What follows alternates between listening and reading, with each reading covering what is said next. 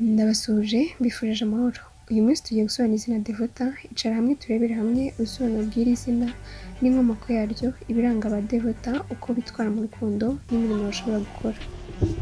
Ubusanzwe Devota ni izina ryizerwa cyane ko rikomoka mu Kilatini ku izina Devotus, bisobanura yatanze ubuzima bwe, cyangwa devoted ni umuntu utura ubuzima bwe ibintu bitandukanye nk'Imana, ko bakunda bumva bihaye Imana cyangwa abiyemeje gukurikira Kristo. Hari n'abandi bahuza izina Devota na Devorah rikomoka mu Giheburayo bisobanura uruyuki. Mu biranga Devota ni umuntu ukunze kurangwa n'ubunyangamugayo hamwe no guhangayikishwa n'abandi.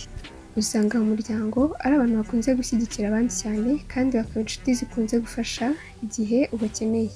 Ni abantu bakunze kwigira kandi bagakunda kugira ibitekerezo byagutse. Mu rukundo, Devota azwiho kugira urukundo rwinshi kandi bagakunda gushaka abakunzi bifuza kwibonamo no kubaha indangagaciro zabo, ubudahemuka bwabo hamwe no gutanga ibyabo byose ku bintu binjiyemo. Ibi bituma bakunze kuba abantu bashyira inyungu z'abandi imbere yabo.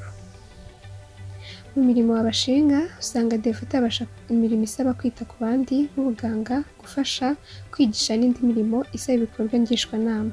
Bitewe n'uburyo bakunda kugira ibitekerezo byagutse, bashobora kwisanga mu mirimo irimo ubwanditsi n'ubugeni.